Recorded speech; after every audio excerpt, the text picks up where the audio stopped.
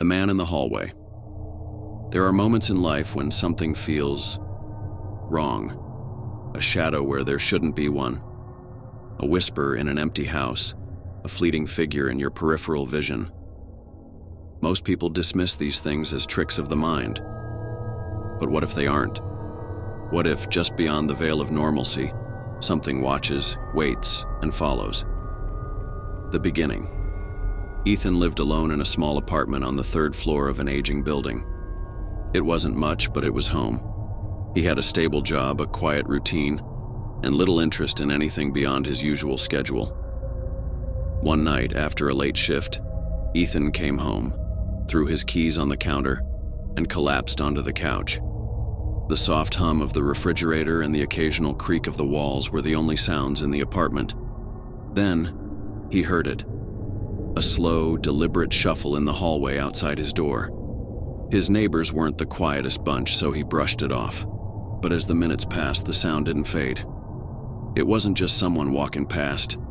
It was lingering. Curious, Ethan got up and approached the door. He pressed his ear against the wood and held his breath. Silence. Then, a faint, shallow breathing. He exhaled sharply, shaking his head.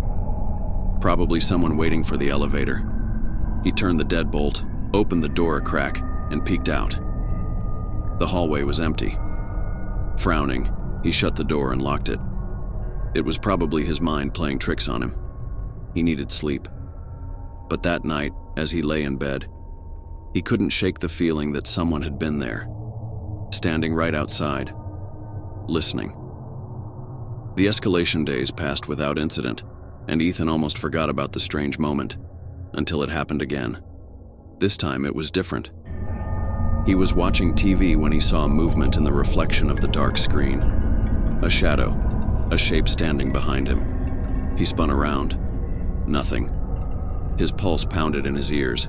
He turned the TV off and stared at the black screen. His own reflection stared back, wide-eyed and tense. Then behind him, just barely visible, a figure, tall, motionless, standing in the hallway. Ethan whipped around. The hallway was empty, his stomach twisted in knots. He told himself it was a trick of the light, a fragment of his imagination. But deep down, he knew better. That night, he double-checked the locks, closed his bedroom door, and left a light on. Sleep didn't come easy. At 3:12 a.m., a soft tap echoed through the apartment. It came from inside. Ethan lay frozen in bed, his breath shallow. The tap had come from inside the apartment. Slowly, he turned his head toward the bedroom door. It was closed, but the gap at the bottom showed the faint glow of the hallway light. He strained his ears. Silence. Maybe he had imagined it. Maybe the paranoia from the other night was getting to him. Then, tap. His blood turned to ice. It was deliberate. Software, like someone lightly knocking, from inside his apartment. Ethan reached under his pillow for his phone, gripping it tightly. He debated calling the police, but what would he say? That he heard a noise? That he thought he saw something? Summoning his courage, he slid out of bed and grabbed the baseball bat he kept in the corner. Moving slowly, he pressed his hand against the bedroom door, feeling the wood beneath his palm. Then he yanked it open. The hallway was empty. His chest rose and fell in sharp, unsteady breaths. The apartment was silent. Nothing was out of place. The front door was still locked. Ethan exhaled, rubbing a hand over his face. He was losing it. Maybe he had dreamt the noise. Maybe. The closet door was slightly open. His heart stuttered. He never left it open. The sliver of darkness between the frame and the door sent a cold shiver down his spine. Gripping the bat, he took a cautious step forward and reached for the handle. He yanked it open. Nothing. Just clothes hanging neatly, boxes stacked at the bottom. Ethan exhaled a shaky breath and let out a nervous chuckle. I need to sleep. He shut the closet and turned back toward his bed. And that's when he saw it, the reflection in his bedroom window. A tall, shadowy figure standing behind him. The unraveling, Ethan didn't remember spinning around, but he did. His heart thundered in his chest as his eyes darted across the empty room. The figure was gone, but it had been there. He grabbed his phone and dialed his friend Mark. The call went straight to voicemail. Ethan cursed under his breath. He needed to get out of this apartment. Moving quickly, he threw on a jacket and grabbed his keys. He hesitated for a moment at the front door, glancing over his shoulder one last time. The apartment was silent. He stepped out and locked the door behind him. He needed air. He needed to be anywhere but here. The final encounter. Ethan walked through the dimly lit streets, the cold night air biting at his skin. He didn't have a destination, just the desperate need to move, to be around people. After an hour, he finally stopped at a small 24-hour diner. He ordered coffee, barely touching it, his hands still trembling. He sat there for what felt like forever, staring at his reflection in the window. And then, the lights inside flickered. The background noise of the diner, low conversations, the hum of the heater, faded into a dull buzz. And in the reflection of the window, he saw it. Not standing behind him this time, not lurking in the shadows. It was outside, across the street, standing under the flickering streetlight, watching him, tall, motionless. Ethan's breath caught in his throat. His grip on the coffee mug tightened until his knuckles turned white. The streetlight above the figure buzzed, then went dark. In that brief moment of darkness, Ethan swore. He saw it move. When the light flickered back on, the figure was gone. The diner's background noise returned all at once, like reality had snapped back into place. The chatter, the clinking of dishes, the hum of the heater. Ethan's heartbeat was a drum in his ears. He turned to the waitress, his voice hoarse. "Did you see someone outside just now?" She gave him a puzzled look. "There hasn't been anyone out there for hours." Ethan's stomach dropped. He turned back to the window, and in the glass, in his own reflection, behind him, the shadow stood, watching, waiting. And this time, it was closer. Story 2, The Missing Hour. Oliver had always been a creature of routine. Wake up at 7 a.m., coffee by 7:15, work by 9 a.m. Every day was the same predictable rhythm. He liked it that way. That Friday night, he left his office at 8:30 p.m., later than usual, but not by much. His apartment was a 20-minute walk through quiet, dimly lit streets. He checked his phone at 8:41 p.m. as he turned the corner onto his block. Then, everything went black. The missing hour.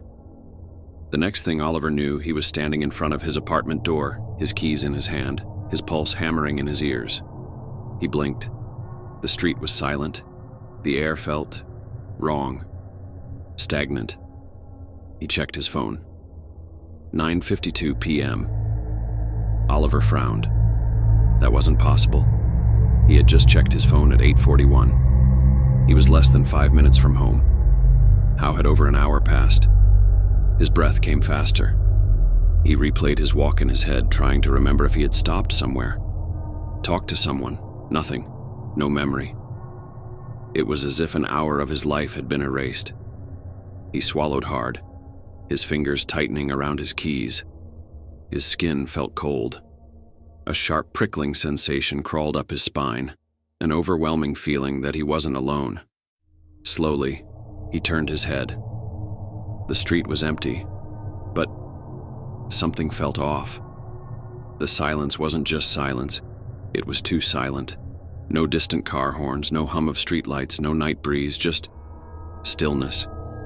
Oliver fumbled with his keys, shoved the door open, and locked it behind him. Something wasn't right, and he had no idea what. The first sign. The apartment was as he had left it. Lights off, dishes in the sink. The faint scent of the coffee he had made that morning still lingered. But when he flicked the light switch, the overhead bulb sputtered, flickered, then steadied. His pulse jumped. It had never done that before. Exhaling, he tried to shake the unease creeping into his chest. Maybe the bulb was just old. Maybe he was overthinking everything.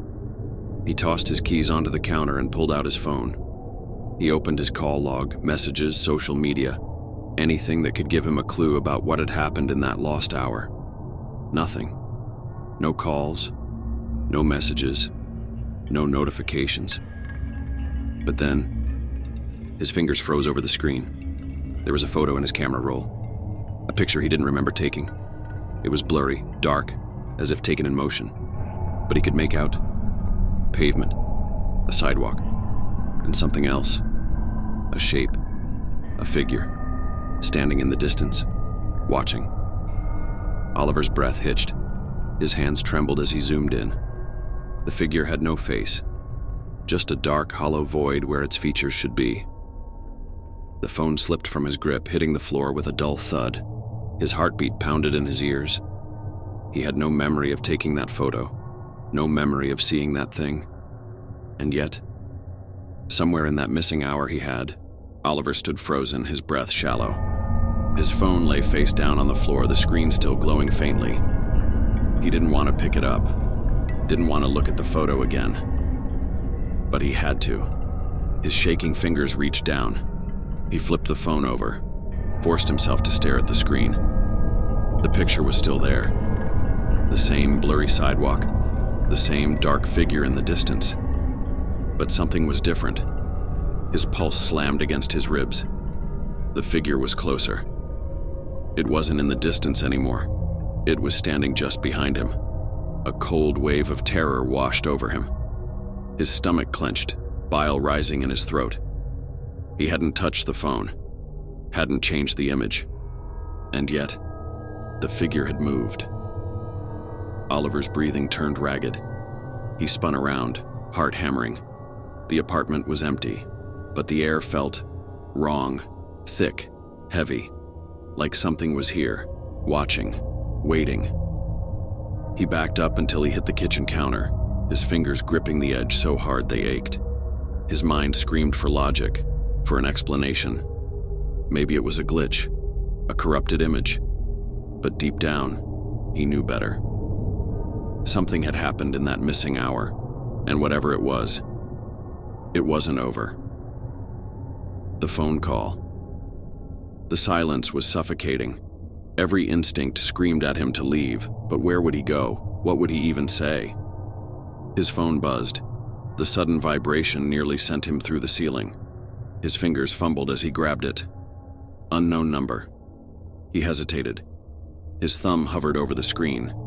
Then, against every ounce of reason, he answered. Hello? At first, there was only static, a soft, crackling hiss. Then, a voice, distant, garbled, whispering. Oliver. His blood ran cold. Where did you go? His grip tightened on the phone. Who is this? His voice came out hoarse, barely a whisper. The static deepened, a warping distortion that made his head throb. The voice came again. But this time it wasn't whispering. It was laughing.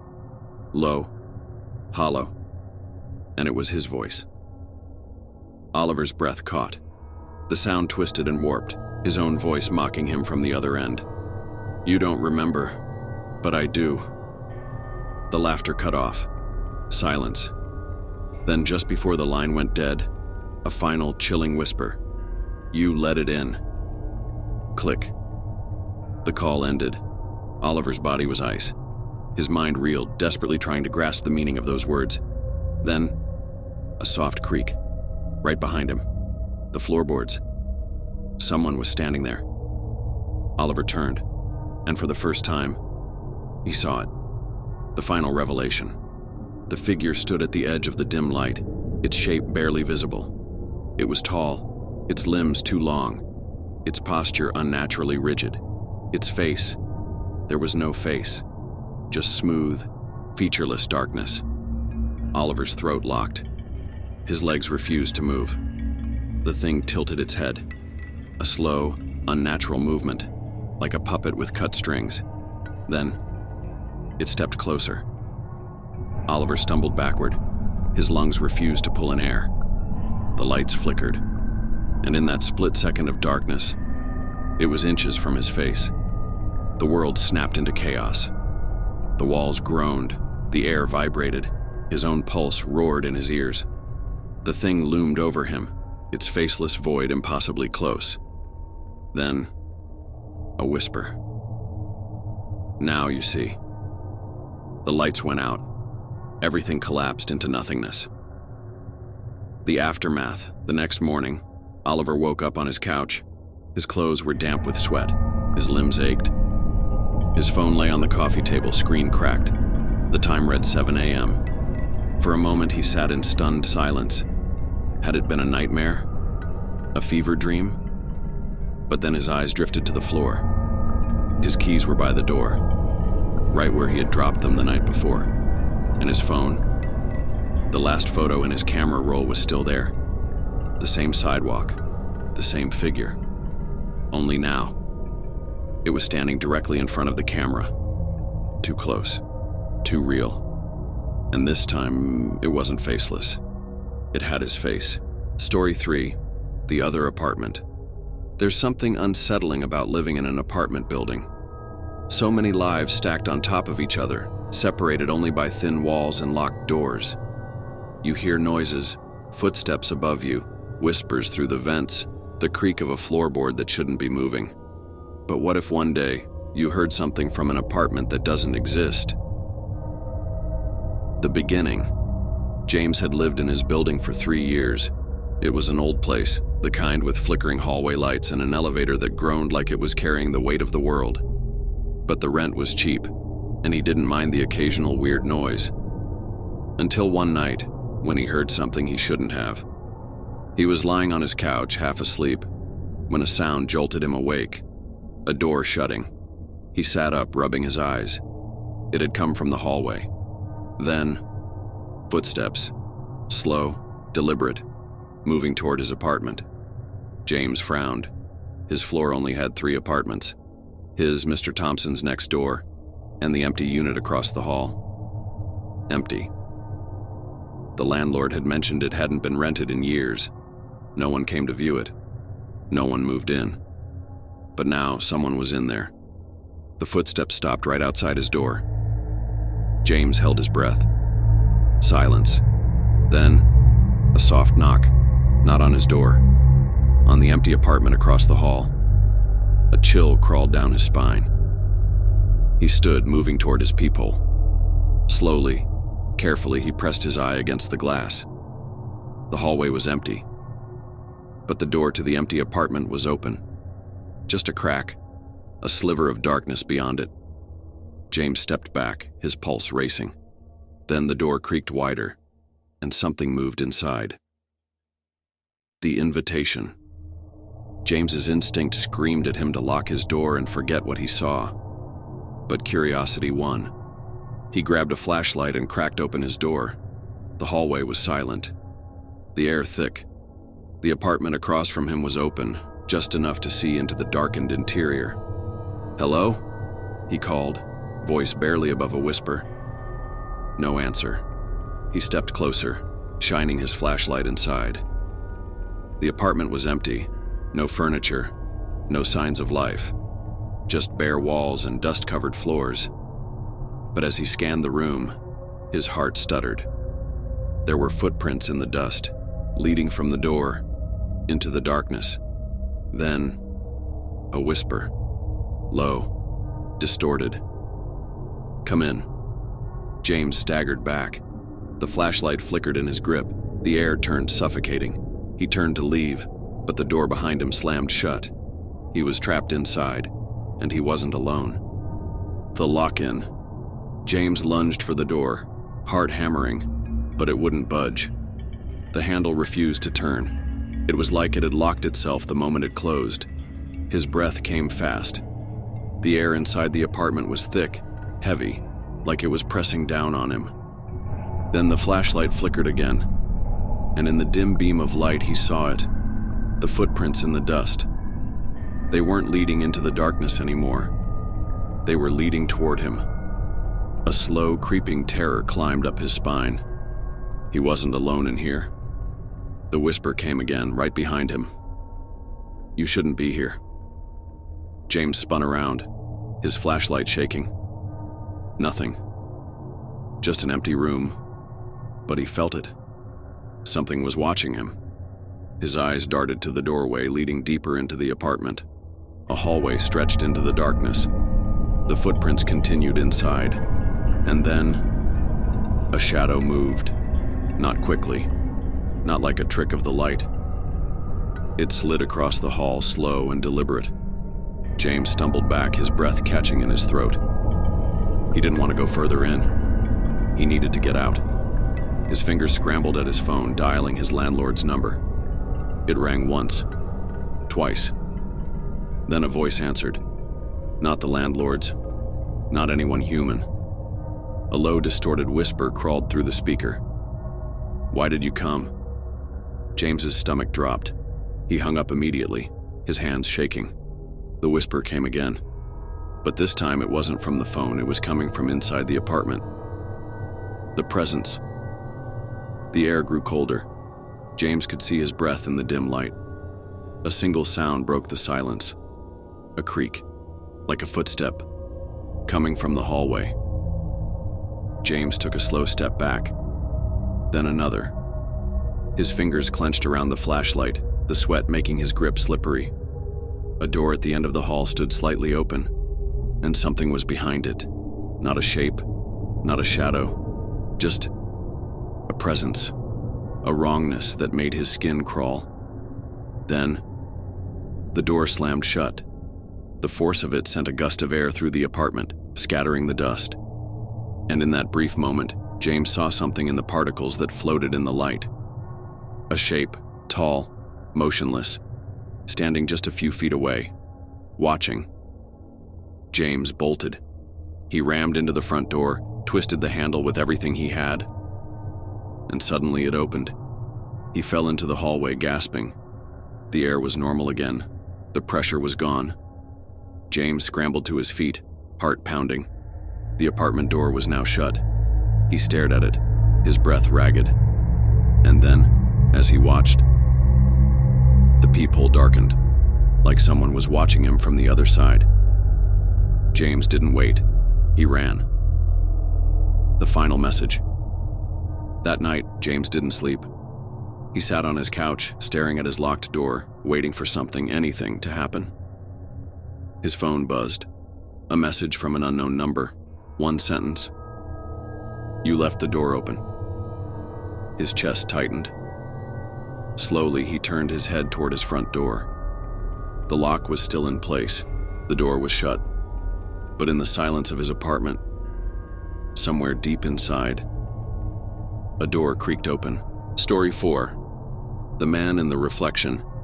They say mirrors are just reflections of reality. But what if one day the reflection didn't move like you? What if it watched you when you weren't looking?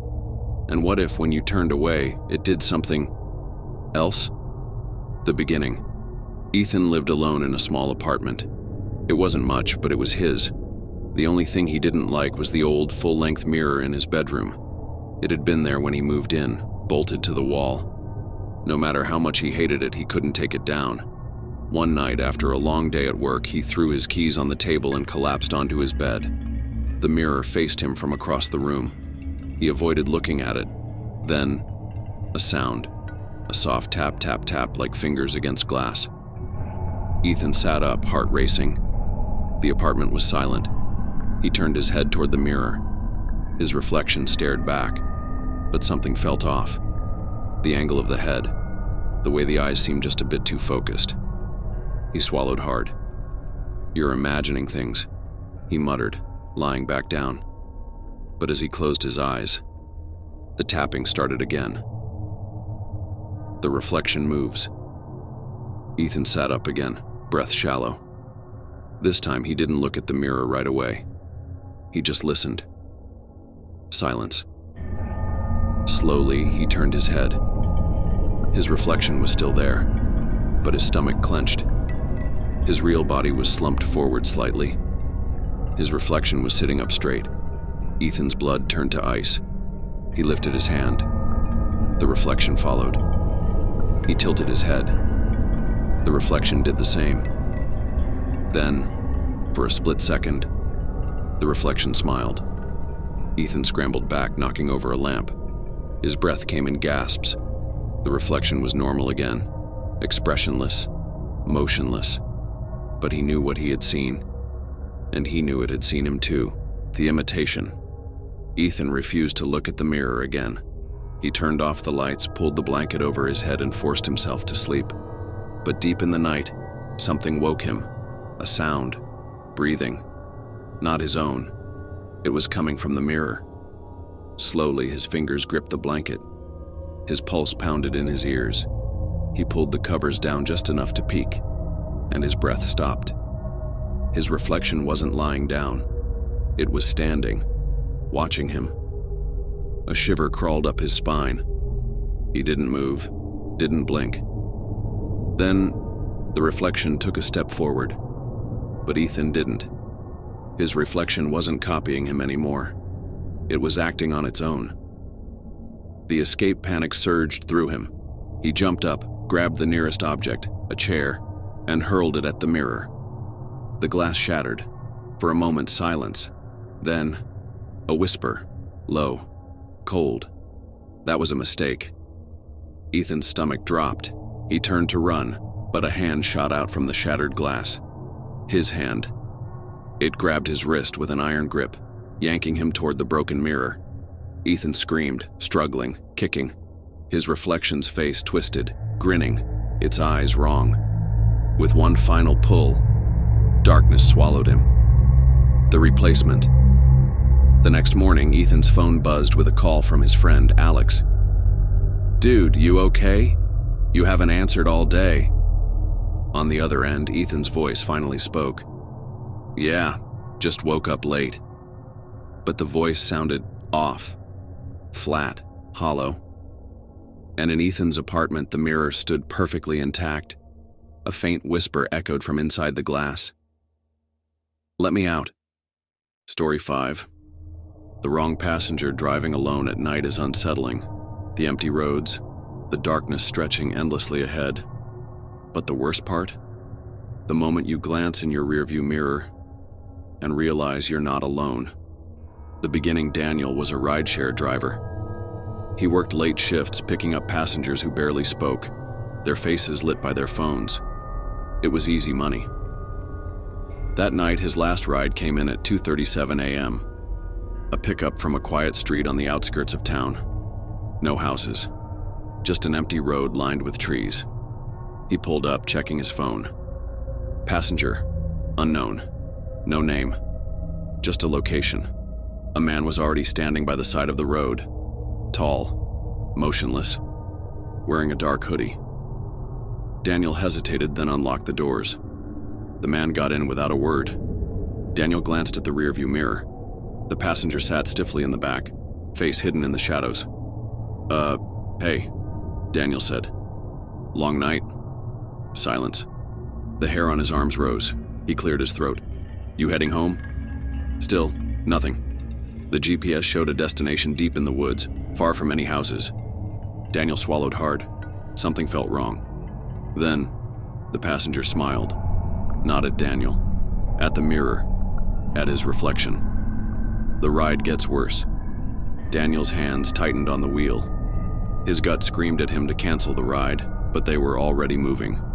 The road stretched ahead, empty and dark. The trees loomed closer. Then, a whisper. Software raspy. Wrong turn. Daniel's breath hitched. "What?" he asked, keeping his eyes on the road. No response. His knuckles went white. He glanced at the GPS. He was on the right road. Another whisper.